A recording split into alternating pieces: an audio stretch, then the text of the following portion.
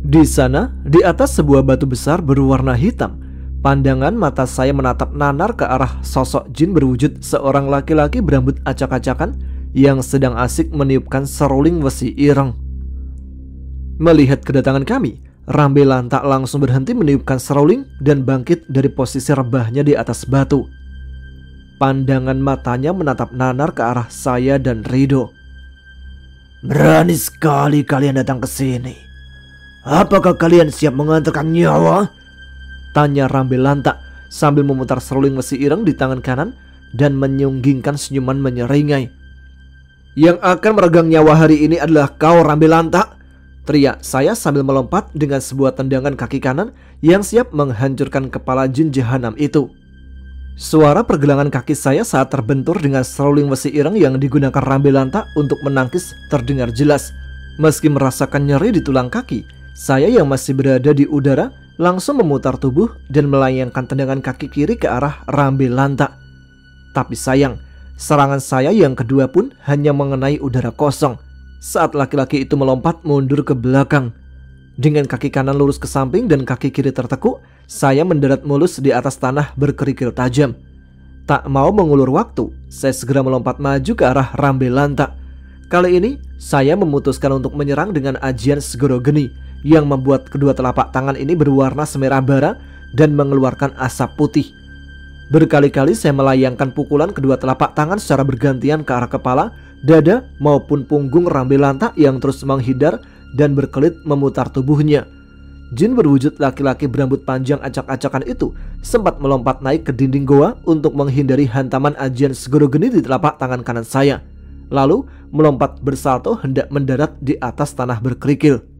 Saya yang telah membaca gerakan Rambe Lantak secepat kilat berbalik arah juga dengan dua telapak tangan yang sudah semerah bara memburu jin pembunuh Dewi Arumkesuma. Lalu telapak tangan kanan saya tepat menghantam bahu kiri Rambe Lantak. Begitu jin berwujud laki-laki itu baru berpijak di atas tanah berkerikil dengan posisi membelakangi.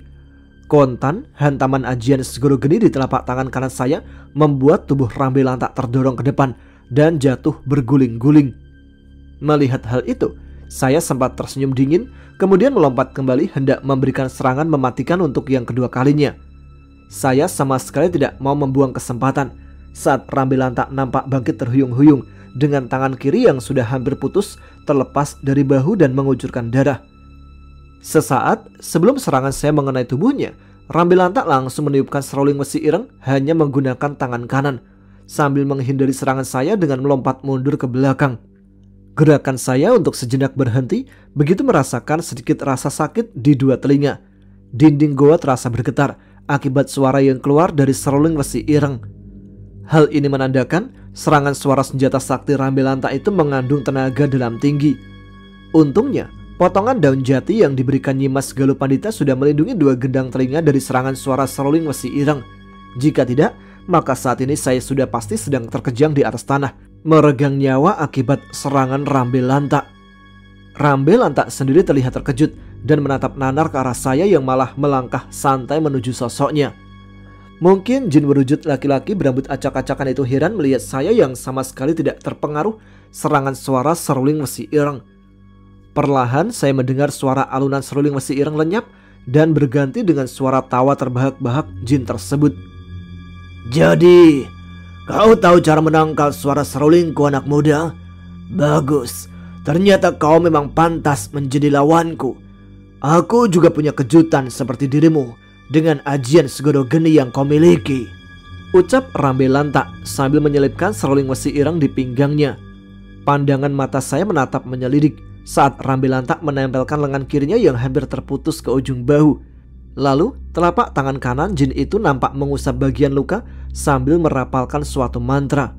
Sebuah asap hitam terlihat mengepul dari bagian batas lengan kiri dan bahu Rambe Lantak yang hampir terpisah. Kemudian kedua mata saya seketika membesar begitu melihat lengan kiri jin pembunuh Dewi Arumkesuma itu sudah tersambung kembali dengan bahu tanpa ada lagi luka menganga yang mengucurkan darah hitam. Hati-hati Ger, Rambe Lantak menguasai ilmu rawa rontek. Kau harus membunuhnya tanpa membuat darah musuhmu menetes jatuh ke bumi, ucap Nyimas Galuh Pandita yang membuat kening saya berkerut. Dalam hati saya sempat bertanya-tanya bagaimana cara menghabisi Rambelanta tanpa membuat darahnya jatuh ke tanah. Hal itu sepertinya tidak mungkin bisa saya lakukan. Dari arah depan, Rambelanta terdengar tertawa lantang menatap wajah saya yang sedang kebingungan. Tak mau ditertawakan, saya segera memanggil pedang jagat samudra yang pangkalnya terasa muncul tersembul dari bahu kanan. Suara seperti dua belah besi terdengar saat pedang jagat samudra perlahan-lahan saya keluarkan dari bahu. Pedang sakti pemberian Kisuta itu nampak gagah terselimuti sinar putih kebiruan dalam genggaman tangan kanan saya. Ternyata kau mempunyai senjata sakti juga, anak manusia. Tapi asal kau tahu, sehebat apapun senjata yang kau miliki, sekuat apapun ilmu yang kau gunakan, tidak akan mampu membuat nyawaku terlepas dari raga, kata Rambelanta dengan gaya congkak. Tak usah banyak cakap, lebih baik sekarang kau hadapi aku, jin busuk, bentak saya sambil melompat ke arahnya dengan posisi pedang jagat samudra terhunus tepat ke arah kepala Rambelanta. Suara benturan dua bilah besi terdengar nyaring disertai percikan api saat seruling besi ireng membentur bagian samping pedang jagat samudra. Rambelanta kemudian memutar serulingnya, menggulung pedang sakti di genggaman tangan kanan saya sambil meringsek maju. Tenaga dalam jin berwujud laki-laki itu yang dialirkan di batang seruling terasa kuat sekali sehingga membuat saya terpaksa melangkah mundur dengan cepat. Pada jarak 1 tombak sebelum menyampai dinding goa, kedua kaki saya segera berpijak pada dinding batu berlumut dan menjadikannya tumpuan untuk berputar sambil melayangkan sebuah tendangan. Tendangan kaki saya berhasil mengenai pergelangan tangan kanan Rambelanta, membuat seruling besi ireng terlepas dari genggamannya dan terpental jauh menancap di tanah berkerikil tajam. Melihat senjata andalan tak lagi di tangan, Rambelanta langsung melompat untuk mengambil seruling sakti. Tapi sayang, gerakan jin berwujud laki-laki berambut acak-acakan itu sedikit lambat. Tak mau menyiapkan kesempatan, saya juga ikut melompat sambil menyabetkan pedang jagat samudra. Dan sabetan pedang sakti pemberian Kisuta berhasil memutuskan sebelah kaki kiri Rambelanta dan membuat lompatan jin itu tidak sempurna, sehingga terjatuh persis di sebelah seruling besi ireng.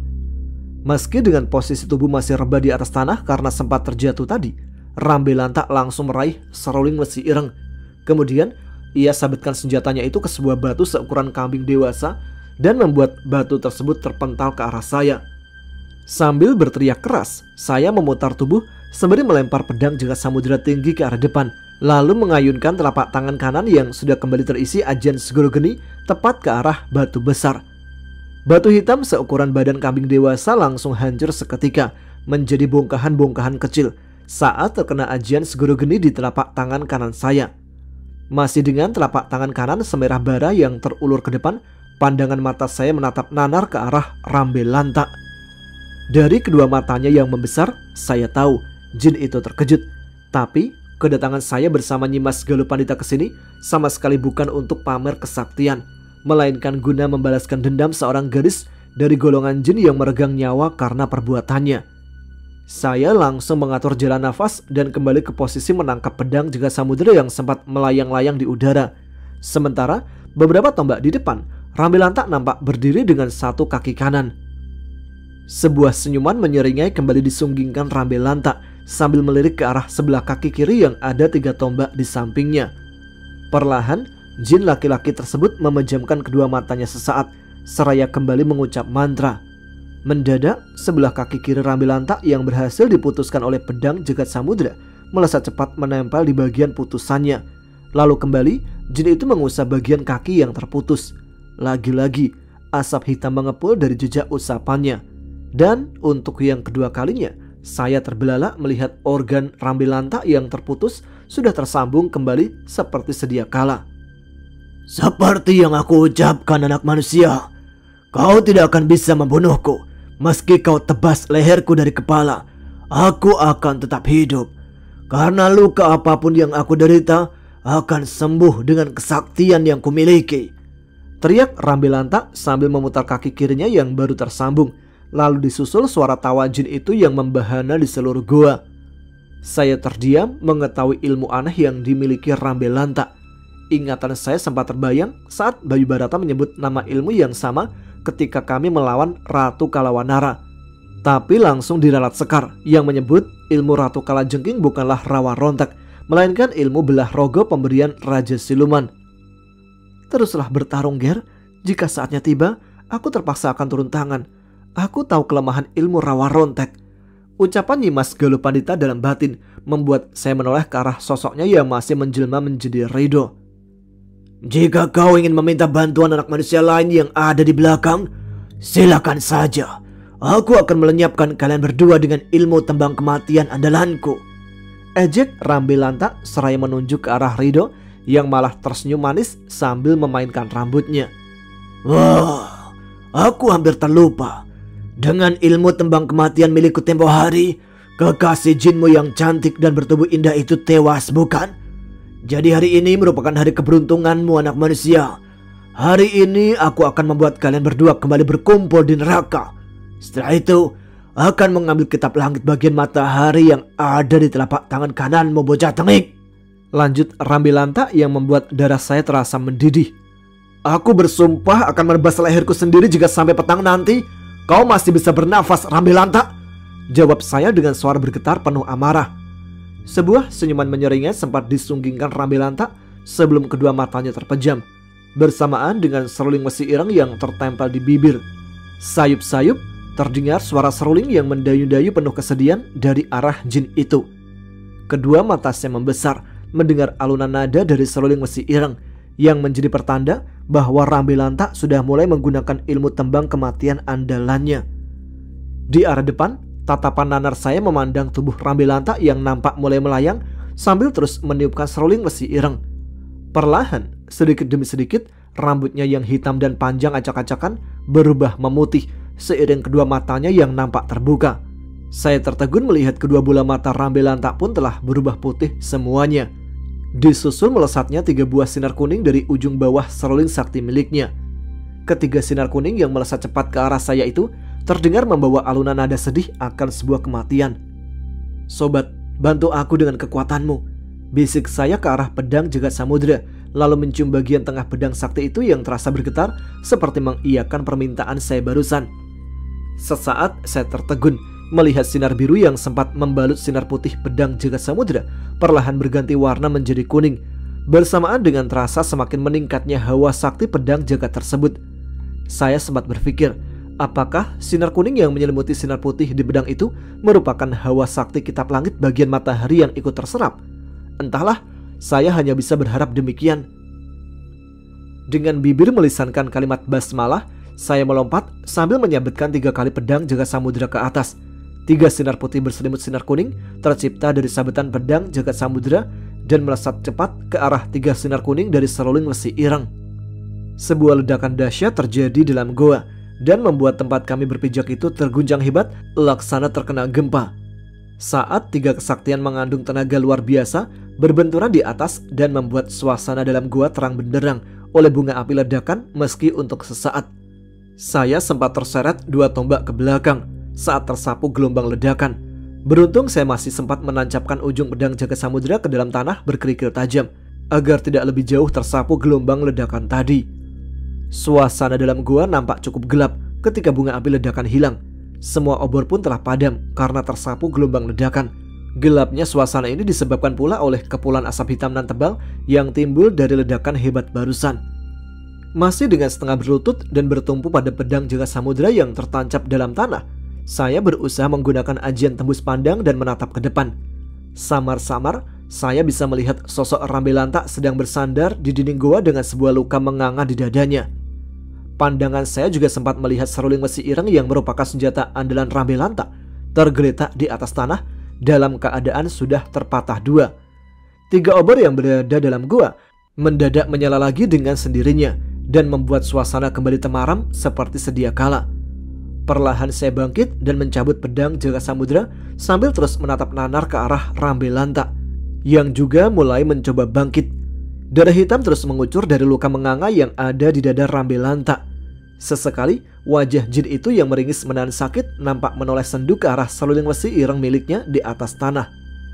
Demi nama junjunganku Brajakrama, hari ini kau pasti akan aku bunuh, anak manusia, ucap Rambelanta dengan suara bergetar sambil menatap nanar ke arah saya. Perlahan, jin berwujud laki-laki tinggi besar dengan rambut panjang acak-acakan itu kembali memejamkan kedua matanya sambil mengucap mantra dari lisan dan mengusap luka menganga di dadanya. Ini saat yang tepat untuk menghabisi Rambelanta, Ger. Lekas, kau tebas lehernya menggunakan pedangmu, ucap Nyimas Galuh Pandita dalam batin. Saya mengangguk, lalu secepat kilat melompat sambil menyabetkan pedang jagat samudra ke arah batang leher Rambelanta. Suara tebasan pedang sakti pemberian Kisuta terdengar menggigitkan hati siapapun yang mendengarnya saat berhasil melepas bagian tengah leher Rambelanta dan membuat kepala sosok jin itu mencelat ke atas. Tiba-tiba dari arah belakang terdengar suara seperti dua kain yang ditegangkan. Pandangan saya tertegun melihat Nyimas Galuh Pandita yang sudah kembali ke wujud aslinya melempar dua ujung selendang biru. Ujung yang pertama langsung menggulung seluruh bagian kepala Rambelanta, sementara ujung yang kedua menggulung tubuh tanpa kepala jin itu dari bagian leher hingga kakinya. Saya tercengang saat melihat Nyimas Galuh Pandita mencabut mahkota birunya dari atas kepala dan melemparkan benda itu ke arah selendang biru yang membungkus tubuh tanpa kepala Rambelanta seperti mumi. Ujung tajam mahkota nampak menyambar bagian atas selendang yang menutupi ujung leher Rambelanta dan terus melesat hingga menancap di atas dinding goa. Tubuh jin tanpa kepala yang telah terbungkus utuh layaknya mumi dalam selendang biru milik Nyimas Galuh Pandita terlihat berkelojotan menggantung dua jengkal di atas tanah. Sementara ujung selendang biru yang membungkus seluruh kepala Rambelanta langsung ditarik Nyimas Galuh Pandita sebelum jatuh ke atas tanah, lalu menenteng bungkusan selendang biru berisi kepala musuh saya menggunakan tangan kanan. Sebuah senyuman senang terlukis di wajah Nyimas Galuh Pandita. Seiring suara omelan samar Rambelanta dari dalam bungkusan yang ditenteng oleh beliau. Saya perlahan melangkahkan kaki mendekat ke arah sosok istrinya Kisuta itu. Kening saya seketika berkerut mendengar suara samar omelan Rambelanta. "Dia masih hidup, Yang Putri?" tanya saya penasaran. "Benar, Nger. Sosok Rambelanta yang menguasai ilmu rawa rontek baru akan binasa saat kepalanya hancur dan terpisah selama 1 purnama dari sisa tubuhnya.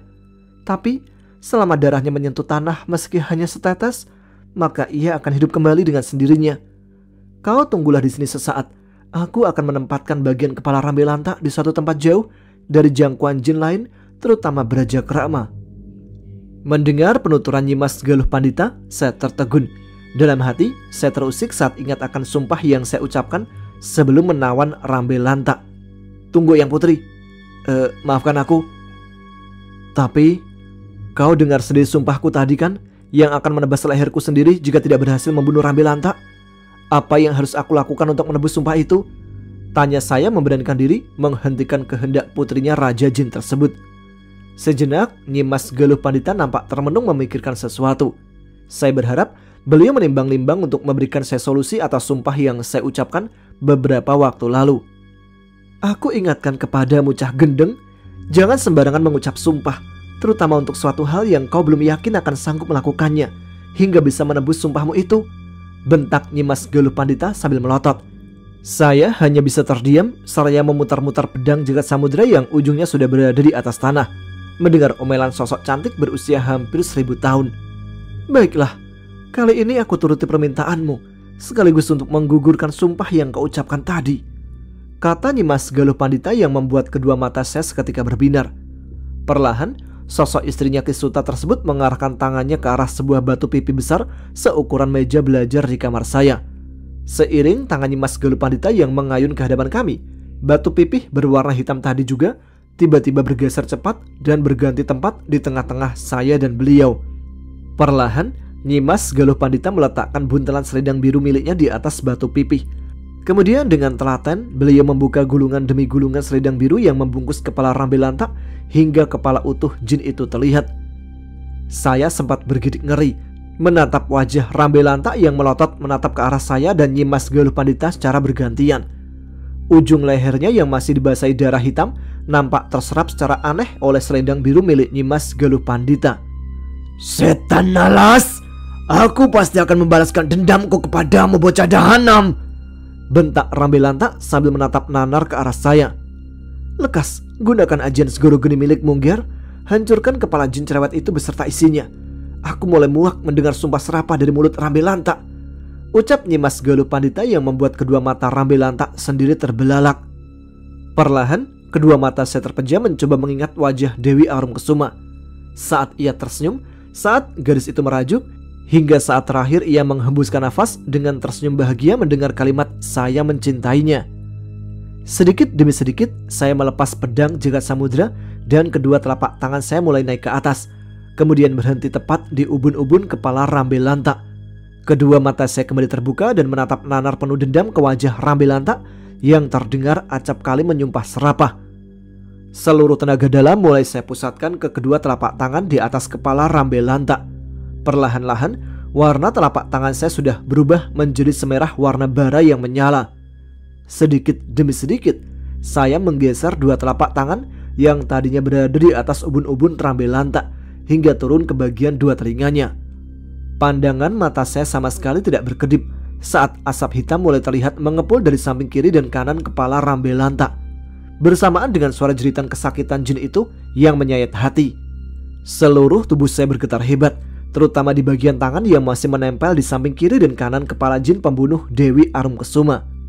Sinar merah yang terlihat dari dua telapak tangan saya semakin nampak mencorong, bersamaan dengan mulai menghangusnya kulit dan terbakarnya rambut Rambelanta. Suara ledakannya dua biji mata jin itu terdengar cukup keras di telinga saya. Namun seperti orang yang sedang kesetanan, saya hanya menyunggingkan senyuman dingin melihat penderitaan yang sedang dirasakan Rambelanta. "Semua ini untukmu Arumkesuma," ucap saya dengan suara bergetar, bersamaan dengan terbakarnya seluruh kepala Rambelanta. Tiba-tiba saya merasakan seseorang seperti sedang memeluk dari belakang sambil menyandarkan kepalanya di punggung ini. Pandangan saya yang sempat tertunduk menikmati rasa sakit yang dirasakan Rambelanta dari dua telapak tangan berisi ajian segoro geni langsung naik dan menatap kosong ke arah bagian atas gua. Saya tertegun merasakan pelukan seseorang dari belakang. Saya kenal dengan pelukan ini. Saya pernah merasakan seseorang memeluk saya dengan sepenuh hati dan cinta. Ini pelukan sama seperti yang pernah diberikan oleh Dewi Arumkesuma. "Kakang, aku mohon hentikan semuanya," ucap seseorang yang suaranya terdengar lembut dari arah belakang. Saya langsung melepaskan kedua tangan dan meninggalkan kepala Rambelanta yang masih diselimuti api merah yang berkobar. Lalu dengan cepat saya membalikkan tubuh dan tertegun melihat sosok yang tadi memeluk. Kedua mata saya seketika terasa perih dan mulai dibanjiri air mata. Begitu melihat sosok cantik berbaju ala putri keraton berwarna kuning sedang tersenyum sangat manis persis di hadapan mata kepala saya sendiri. "Arumkesuma," ucap saya sambil berusaha menyentuh wajah gadis itu meski hanya udara kosong yang saya dapat. "Kakang, hentikan dendammu. Jangan mengusik kebahagiaanku dengan dendam," ucap Dewi Arumkesuma sambil menyunggingkan senyuman paling manis yang pernah ia lemparkan. Saya menganggukkan kepala dengan kedua mata basah, lalu membalas senyuman manis gadis itu dengan senyuman yang sama. "Lanjutkan hidupmu, Kakang. Carilah kebahagiaan sendiri untukmu bersama garis yang kau cintai. Aku di sini pun bahagia jika kau bahagia. Aku mencintaimu, Kakang," ucap Dewi Arumkesuma lagi, lalu mengecup kening saya dengan sangat lembut. Kedua mata saya terpejam begitu menerima kecupan yang terasa sangat hangat di keningku. Kemudian senyuman saya terkembang di wajah saat merasakan seseorang menyeka lembut air bening yang membasahi dua pelupuk mata. "Arumkesuma," ucap saya lirih dengan kedua mata basah dan terpejam dengan senyuman bahagia yang terlukis di wajah saya.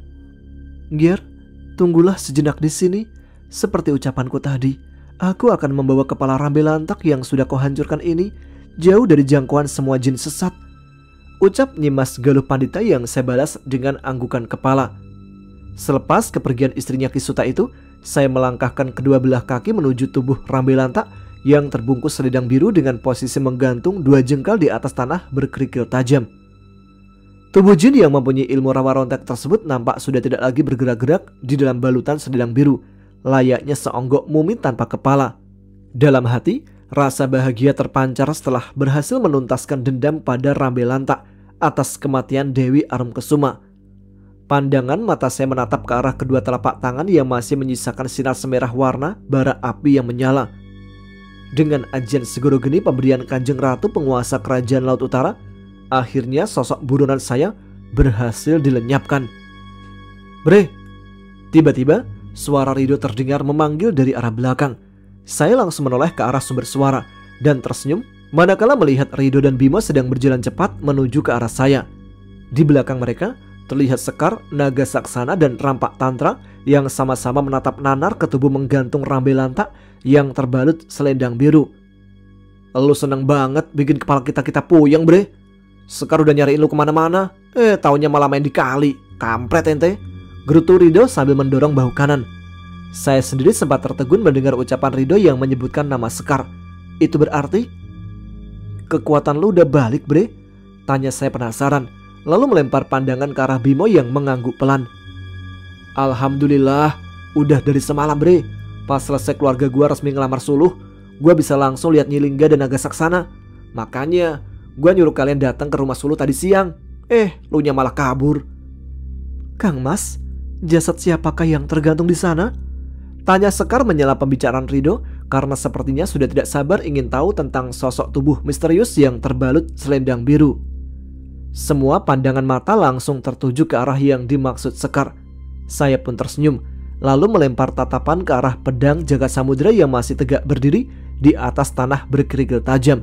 Saat telapak kanan saya mengembang, pedang sakti pemberian Kisuta itu melesat cepat kembali ke genggaman. Saya sempat melirik ke arah Rido dan Bimo yang terlihat kaget saat melihat pedang jagat samudra. Perlahan saya masukkan pedang tersebut ke dalam bahu kanan dan menimbulkan suara seperti dua bilah besi yang saling bergesekan. Kemudian melemparkan pandangan lagi ke sosok tubuh menggantung dua jengkal di atas permukaan tanah goa. Itu adalah Rambilanta. Aku dan Nyimas Galupandita berhasil membalaskan dendam atas kematian Dewi Arumkesuma, ucap saya dengan suara bergetar. Hah? Dewi Arumkesuma, jin cakep penjaga gerbang kerajaan Laut Utara itu udah meninggal, bre? Sambar Rido dengan wajah menyiratkan raut lebih terkejut. Saya mengangguk pelan, lalu melempar pandangan ke arah Bimo yang juga nampak sama terkejutnya setelah mendengar kabar duka.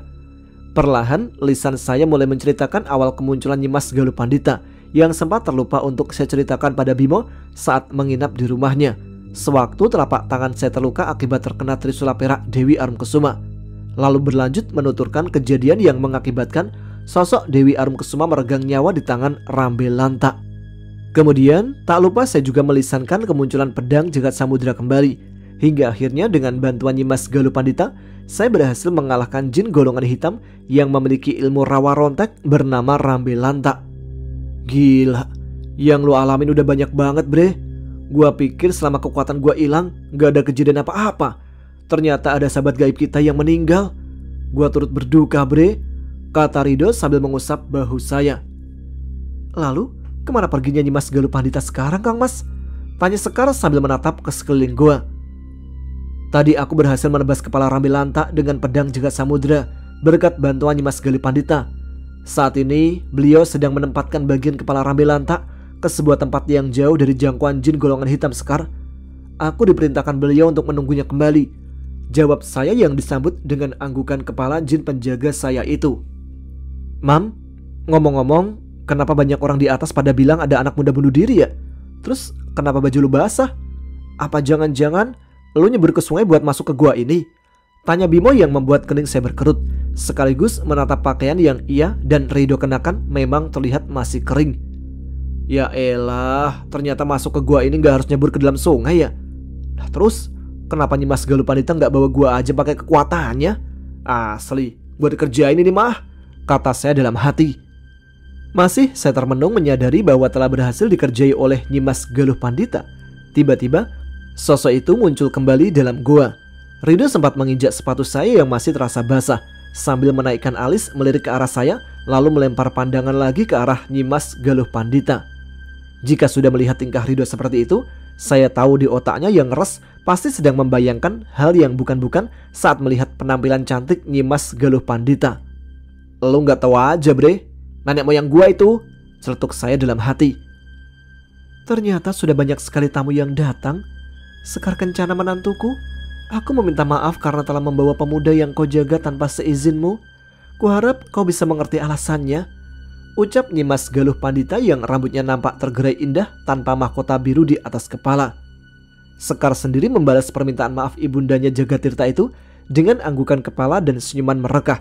Sementara Nyimas Galupandita nampak melempar senyuman ramah ke Naga Saksana dan Rampak Tantra. Kedua jin penjaganya Rido dan Bimo menundukkan kepala tanda hormat sebagai balasan.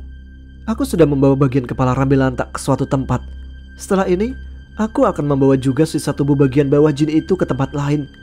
Jadi, urusanku dan Imam telah selesai untuk hari ini. Kalian boleh pergi atau tetap ingin berada di sini. Silakan saja, kata Nyimas Galuh Pandita bersamaan dengan lirikan mata saya ke arah jam tangan yang menunjukkan pukul 5:30 sore. Ingatan ini langsung tertuju ke ucapan ibu yang meminta saya mengantarkannya untuk melakukan kontrol ke rumah sakit. Pasti saat ini ibu sedang menunggu di rumah sambil marah-marah. Ada apa Kang Mas? Mengapa wajahmu terlihat cemas? Tanya Sekar yang membuat saya tercekat sadar dari lamunan. Sekar, segeralah bawa aku kembali ke rumah. Ada janji yang harus aku selesaikan ke ibu. Pintas saya yang membuat semua mata memandang. Saya sengaja meminta Sekar untuk tidak membawa saya langsung ke dalam kamar, melainkan ke tempat sepi yang ada di dekat rumah. Saya pikir akan sangat riskan jika di saat matahari masih bersinar seperti ini, ada orang yang melihat saya tiba-tiba muncul di depan pagar. Jika langsung muncul di dalam kamar, saya khawatir ibu akan curiga. Akhirnya, Sekar membawa saya ke sebuah kebun pisang milik tetangga yang letaknya tidak begitu jauh dari kediaman keluarga saya. Sambil berjalan mengendap-endap, pandangan saya menatap ke arah halaman rumah. Terlihat sebuah mobil mewah berwarna hitam yang rasa-rasanya pernah saya lihat telah terparkir di sana. Jika ada tamu yang berkunjung ke rumah, berarti ibu juga tidak jadi kontrol ke rumah sakit. Setidaknya ibu tidak akan mendapat gua jika sedang ada tamu. Dengan perasaan sedikit was-was, saya mulai berjalan menuju rumah. Sementara Sekar yang melayang di belakang langsung menghilang entah kemana. Pandangan saya sempat memperhatikan mobil Pajero Sport hitam yang terparkir di halaman. Setelah tiba di samping pintu rumah yang terbuka, baru saya mengetahui siapa pemilik mobil mewah yang ada di depan. Benar dugaan saya yang merasa seperti pernah melihat mobil itu beberapa kali.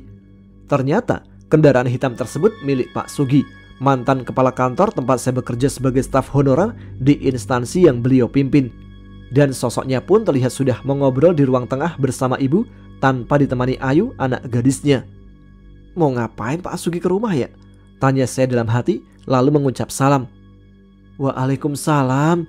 Ya ampun, abang, kamu dari mana aja? Balas ibu yang langsung beranjak dari tempat duduk dan memegang lengan ini. Kenapa baju kamu juga basah begini bang? Pada kotor lagi. Tambah ibu sambil memegang lengan kaos yang saya kenakan. Itu tadi abang kehujanan di antara Rido bu. Terus mobilnya mogok di jalan pas hujan. Abang sempat bantuin dorong, tapi malah jatuh ke tanah becek. Jawab saya yang terdengar konyol dan sangat berlawanan dengan keadaan tadi siang karena matahari bersinar cukup terik. Ibu sendiri hanya menganggukkan kepala sambil mengelap bagian belakang kaos saya yang mungkin masih kotor. Lalu wanita yang sangat saya cintai itu memberikan kode berupa lirikan mata ke arah Pak Sugi. Saya paham kode yang diberikan ibu yang menyuruh saya segera menjabat dan mencium tangan abinya Ayu tersebut dengan sopan. Saya sempat terdiam melihat kode yang diberikan ibu sambil melempar senyuman ramah yang dipaksakan ke arah Pak Sugi. Benak saya kembali teringat ketika merasakan sensasi rasa tersetrum begitu menjabat tangan beliau untuk pertama kalinya saat beliau memecat saya dari kerjaan.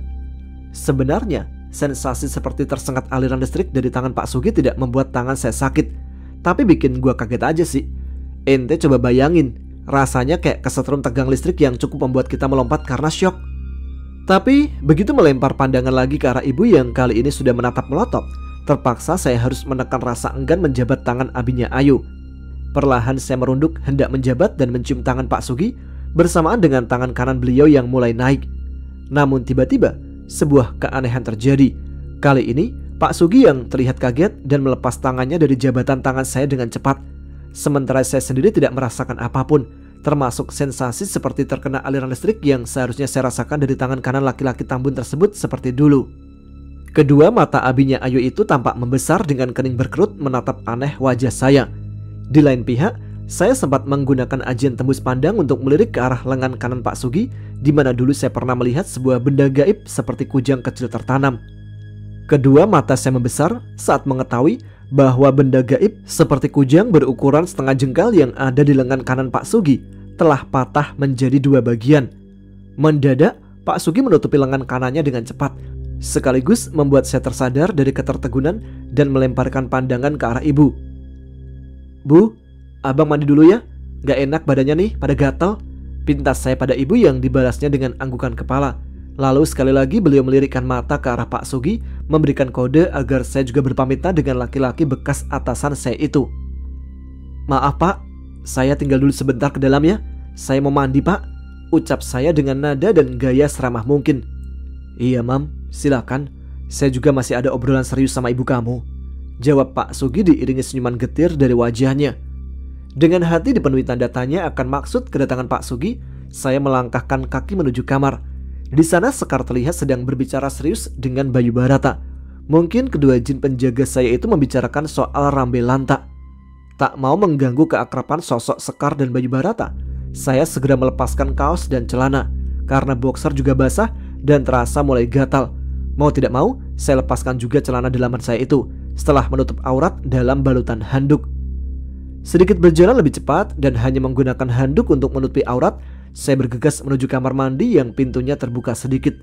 Tanpa pikir panjang, saya langsung menutup pintu kamar mandi dengan tangan kanan, sementara tangan kiri membuka balutan handuk dari pinggang.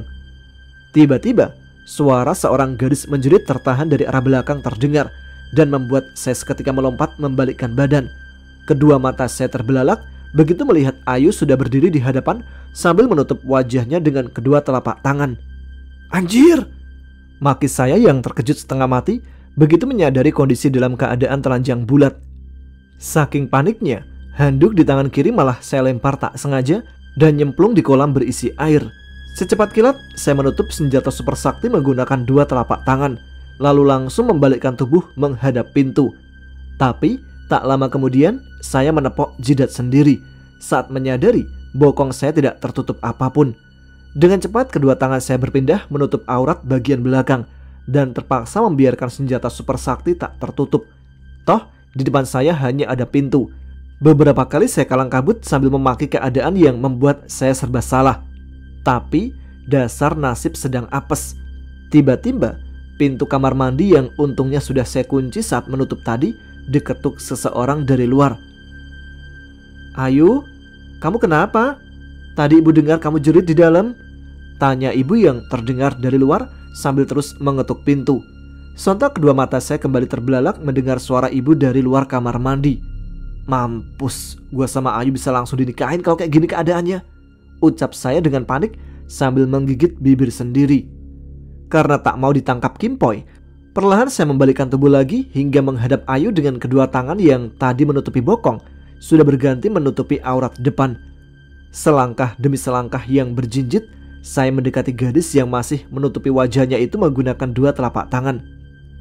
Saat berada persis di sebelah Ayu, lagi-lagi terdengar suara ketukan pintu kamar mandi disusul suara ibu yang mengulang pertanyaan sama dari luar. Namun kali ini kedua suara tersebut terdengar jauh lebih keras.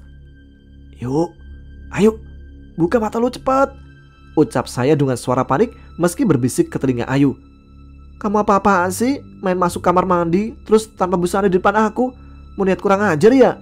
"Shh, jangan kenceng-kenceng ngomongnya. Ada ibu gua di luar. Kalau mau debat jangan sekarang.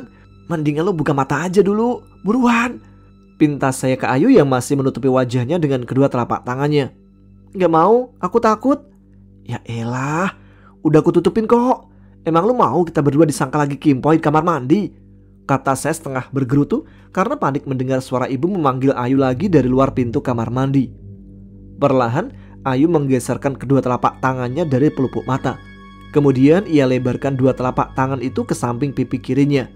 Hal itu dilakukan Ayu untuk tetap menutupi pandangan dari sosok saya yang persis berada di samping kirinya. "Mata aku udah kebuka nih. Sekarang aku harus apa lagi?" tanya Ayu yang wajahnya tidak bisa saya lihat dari samping.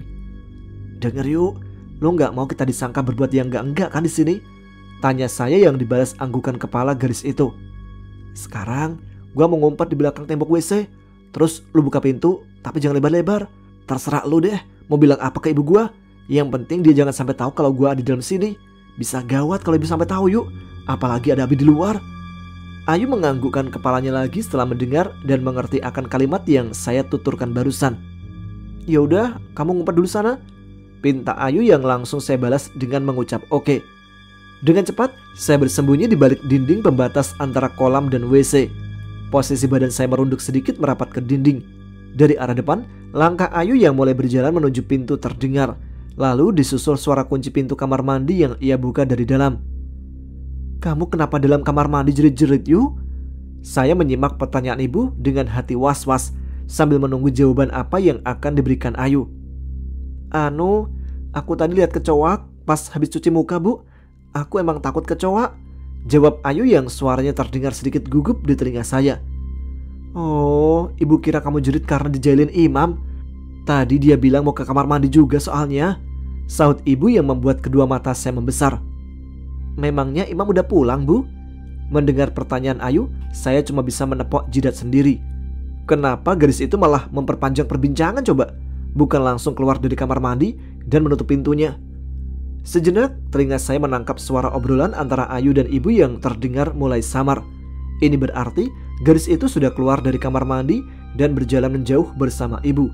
Perlahan kepala saya naik ke atas dinding pembatas kolam dengan WC tempat saya bersembunyi untuk melihat keadaan di depan pintu kamar mandi yang masih sedikit terbuka. Setelah helaan nafas lega saya keluarkan setelah mengetahui keadaan sudah aman terkendali, dengan setengah berlari dan sambil menutupi barang kebanggaan, saya menutup pintu kamar mandi rapat-rapat dan langsung menguncinya. Sekali lagi, saya menghela nafas panjang sembari menyandarkan punggung di balik pintu. Untung ibu gak sampai tahu. Kalau iya, bisa langsung diseret gue sama Ayu ke KUA malam ini juga. Tinggal Ayu deh yang gak bakal bisa tidur tar malam. Gumam saya ke diri sendiri disusul tawa terkekeh. Selepas membersihkan diri setelah sebelumnya mengambil handuk yang basah dari dalam kolam dan memerasnya, saya menggunakan handuk lembab itu untuk mengeringkan tubuh dan menutupi aurat saat kembali ke kamar. Saat hendak masuk ke dalam kamar, ibu sempat memberitahu bahwa Pak Sugi mengajak kami untuk sholat maghrib berjamaah karena memang waktu maghrib telah masuk. Saya mengiyakan beliau dan langsung memakai baju koko dan kain sarung. Di ruang keluarga sudah tergelar karpet biru. Ibu dan Ayu serta Bu Aisyah yang ternyata juga ada di rumah kami nampak sudah bersama-sama mengenakan mukenanya. Sementara Pak Sugi sudah berdiri di posisi paling depan. Saya sempat melirik ke arah Ayu yang wajahnya seketika memerah dan menunduk sambil berjalan mendekati mereka. "Kamu yang iqomat, Mam?" Saya mengangguk mengiyakan perintah Pak Sugi. Lafal demi lafal panggilan kedua setelah azan itu saya suarakan dengan mantap. Dengan diimami suaminya Bu Aisyah sekaligus abinya Ayu, kami semua menunaikan sholat maghrib berjamaah untuk pertama kalinya. Sehabis mengerjakan sholat berjamaah, saya memohon diri untuk kembali ke kamar dan mengganti baju. Sebenarnya, mengganti baju hanya alasan kecil saya saja. Pada kenyataannya, saya merasa sedikit malas untuk mengobrol santai dengan keluarganya Ayu. Namun, baru saja saya berniat merebahkan diri di atas tempat tidur, tiba-tiba ibu memanggil sambil mengetuk pintu kamar dari luar. "Kenapa, Bu?" tanya saya saat membuka pintu kamar. "Abinya Ayu mau ngobrol sebentar sama kamu. Dia nunggu di teras. Udah sana, kamu temuin dia, Bang." "Pak Sugi mau ngobrolin apaan sih, Bu? Badan abang lagi gak enak nih. Abang mau tiduran aja ya?" jawab saya kembali beralasan. Ibu seketika melotot tajam menatap wajah saya, lalu menarik tangan ini keluar dari kamar dan menutup pintunya. "Ibu tahu kamu cuma pura-pura. Udah sana ke teras. Ibu sama Ayu dan uminya mau keluar sebentar cari makanan buat makan malam kita," bentak ibu yang membuat saya mau tidak mau hanya bisa menurutinya. Iya Bu, tapi abang mau ganti singlet dulu nih sama kaos." Ibu pun mengangguk lalu sekali lagi mengingatkan saya untuk segera menemui Pak Sugi yang menunggu di teras. Sementara saya kembali masuk ke dalam kamar dan mengganti kaos singlet dengan kaos oblong. Sambil melangkah sedikit malas, saya berjalan menuju pintu keluar. Di atas bangku sebelah kanan, Pak Sugi terlihat duduk santai ditemani secangkir kopi hitam dan sebatang rokok yang menyala di tangannya. "Kata ibu, bapak mau ngobrol sama saya?" tanya saya yang masih berdiri di depan pintu. "Oh, iya, sini Mam, duduk di samping saya." Saya tersenyum lalu menuruti permintaan Pak Sugi dan duduk di bangku sebelahnya yang dipisahkan meja bundar. "Ibu kamu baru saja pergi sama Ayu dan uminya, Mam. Gak tahu tuh, perempuan-perempuan mau beli makanan buat makan malam saja harus rame-rame kayak mau ke pasar." Guyon Pak Sugi yang membuat saya tersenyum. Sejenak Pak Sugi menghentikan ucapan dan menghisap rokok yang ada di tangannya, kemudian mematikan rokok tersebut di atas asbak. Saya sendiri masih terdiam menunggu apa yang mau beliau bicarakan. "Kamu pasti bingung kenapa kami sekeluarga datang ke sini kan, Mam?" Ya, selain untuk bersilaturahim, memang ada juga pembicaraan serius yang harus saya dan ibu kamu bicarakan. Pembicaraan serius soal apa ya Pak? Tanya saya sambil mengerutkan dahi karena penasaran. Beberapa saat, saya melihat Pak Sugi mengelum senyuman di wajahnya, lalu membenarkan posisi duduk karena bangku yang ia duduki terlalu kecil untuk tubuh beliau yang tambun. Saya juga sempat melirik ke arah lengan kanan beliau dan terkejut melihat benda gaib berbentuk kujang kecil sudah kembali utuh, tak lagi terpatah dua. Jadi, pembicaraan saya sama ibu kamu itu terkait rencana keluarga kamu yang akan melamar putri saya. Rasa terkejut melihat bentuk benda gaib di lengan kanan Pak Sugi seketika bercampur dan membuat kedua mata saya terbelalak mendengar kalimat yang barusan meluncur keluar dari lisan beliau. "Kamu kenapa kaget, Mam? Bukannya kamu tahu soal ini?" Tanya Pak Sugi dengan pandangan menyelidik. Iya Pak, saya tahu soal itu. Tapi saya nggak nyangka bakalan secepat ini Pak. Jawab saya sedikit gugup. Loh, bukannya lebih cepat lebih bagus? Toh kamu dan Ayu sama-sama saling cinta, iya kan? Mendengar pertanyaan Pak Sugi, mata saya kembali membesar karena terkejut. Bagaimana mungkin beliau bisa menganggap saya dan putrinya itu saling mencintai? Apa Ayu yang bilang kayak begitu ke abinya? Tunggu sebentar, Mam. Kenapa saya merasa ada yang kurang beres di sini, terutama di kamu?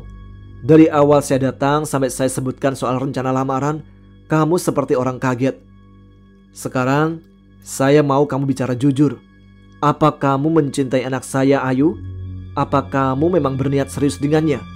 Tanya Pak Sugi dengan tatapan tajam dan tegas. Saya terdiam dan sempat memandang wajah laki-laki bertubuh tambun itu sejenak, lalu melemparkan tatapan memandang kosong ke arah lantai, dan untuk sesaat batin saya diserang perasaan bimbang.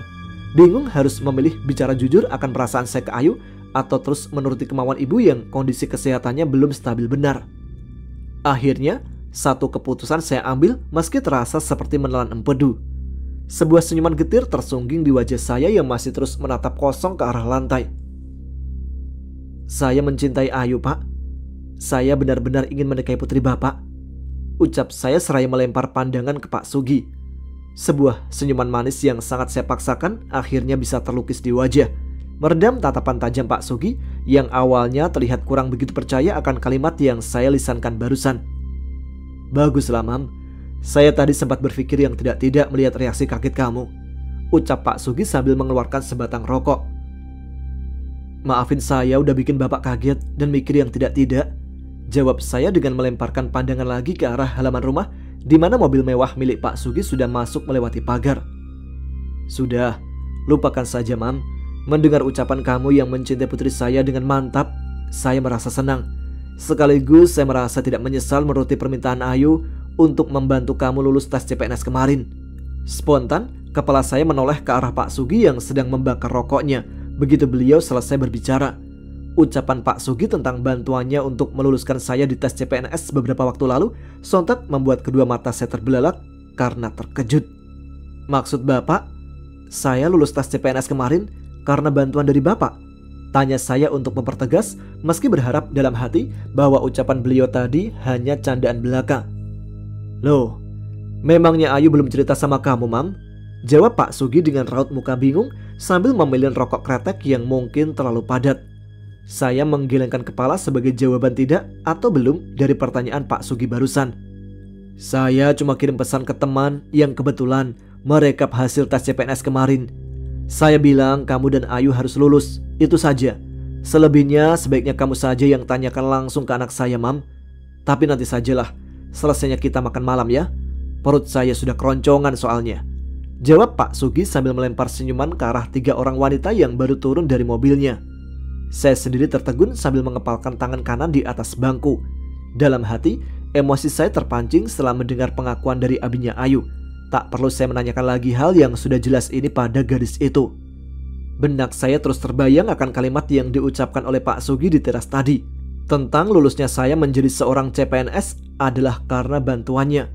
Entah mengapa harga diri saya terusik. Mengetahui lulusnya saya bukan karena hasil kerja otak sendiri, melainkan karena bantuan seseorang. Dan itu sangat tidak bisa saya terima di batin saya. Diamnya saya terbawa juga saat makan malam bersama keluarganya Ayu dan ibu. Meski 2 tangan memegang sendok dan garpu, meski mulut mengunyah potongan daging ayam, Tapi pandangan saya terus menatap kosong ke gelas. Benak dan hati saya menolak mentah-mentah kenyataan yang telah dibuka oleh Pak Sugi tadi. Ibu gak terima kalau kamu batalin nikah sama Ayu cuman karena abinya bantu kamu lulus tes CPNS, kata ibu sembari menggebrak meja makan. Saya terdiam sambil terus menunduk menerima tiap bentakan ibu yang sedari tadi memekakkan kedua indera pendengaran. Selepas keluarganya Ayu pulang, saya memang memutuskan untuk menceritakan semua yang telah dibicarakan oleh Pak Sugi pada ibu, terutama soal bantuannya dan juga soal perasaan saya. Pada mulanya, ibu nampak selalu tersenyum menyimak pembicaraan saya yang mungkin membuat dia senang. Tapi, saat mendengar niat saya untuk membatalkan rencana lamaran dengan Ayu disebabkan tidak mau berhutang budi atas bantuan abinya gadis itu, ibu langsung meradang. Oke, diamnya kamu, ibu anggap perlawanan. Mulai saat ini, kamu tinggalkan rumah. Ibu gak sudi punya anak yang gak mau nurutin perintah orang tua, bentak ibu sambil berjalan cepat keluar dari dapur. Saya hanya bisa tertegun mendengar bentakan ibu yang terakhir. Kedua mata saya mulai terasa perih karena dibuat terhenyak oleh kalimat yang keluar dari lisan ibu barusan. Kang Mas, apa yang terjadi? Mengapa ibumu terlihat memasukkan pakaian milikmu dengan marah sekali? Tanya Sekar yang tiba-tiba muncul bersama Bayu Barata di sebelah saya yang masih duduk termenung di bangku makan. Nih, ibu beresin semua pakaian kamu dalam tas. Terserah kamu sekarang mau pergi kemana. Sungguh sangat sulit bagi saya untuk mempercayai kalimat yang diucapkan ibu barusan. Baru kali ini beliau terlihat benar-benar sangat marah dan berniat mengusir saya dari rumah hanya karena saya menolak permintaan beliau. Ini tidak mungkin. Ibu sangat mencintai anak-anaknya termasuk saya. Pasti ibu tidak serius mengucapkan hal barusan. Ibu usir abang? Tanya saya sambil berharap ibu hanya sekedar menggertak. Iya, kamu ibu usir. Buat apa? Kamu tinggal di sini kalau bisanya cuma bantah dan melawan ibu terus. Dari kecil kamu ibu didik buat nurut sama orang tua. Tapi apa yang ibu dapat? Bentak ibu lagi, meski saya bisa melihat kedua matanya mulai berkaca-kaca. Saya kembali terhenyak dengan kedua mata terbelalak mendengar jawaban ibu barusan. Jadi ibu memang benar-benar serius dengan ucapannya. Ibu, jangan usir abang bu. Nanti siapa yang jagain ibu? Ibu kan masih kurang sehat. Pintas saya memelas karena ingin selalu merawat ibu. Ibu emang lagi sakit, tapi ibu gak mau dirawat sama kamu. Ibu tahu kamu batalin rencana lamaran bukan gara-gara bantuan Pak Sugi, tapi karena kamu mau kembali ke pacar kamu yang gak bener itu kan? Kamu lebih pilih si Anggi daripada nurutin permintaan ibu. Demi Allah bu, abang rela nurutin ibu buat lamar Ayu. Abang korbanin perasaan abang ke Anggi karena gak mau nyakitin hati ibu. Tapi yang dilakuin Pak Sugi itu gak bener bu. Abang gak mau nanti dia ungkit-ungkit jasanya pas abang jadi nikah sama Ayu. Bantah saya yang tanpa sadar sudah meninggikan suara. Kamu sudah berani lagi bentak ibu kan? Anak macam apa kamu? Sekarang juga ibu mau kamu pergi dari rumah. Ibu gak mau lihat muka kamu lagi. Silakan kamu temuin pacar kamu itu. Jantung saya terasa berhenti mendengar kalimat paling menyakitkan meluncur dari lisan ibu. Teganya ibu bilang saya anak macam apa. Bahkan beliau tidak sudi lagi melihat muka saya ada di depannya. Saya sendiri hanya bisa tertegun menatap tumpukan pakaian yang terlihat dijejelkan secara paksa di dalam tas di atas meja makan. Tiap-tiap kalimat yang dilontarkan ibu barusan terasa sangat sakit didengar oleh telinga. Kalimat beliau terasa seperti tusukan pisau ke jantung saya.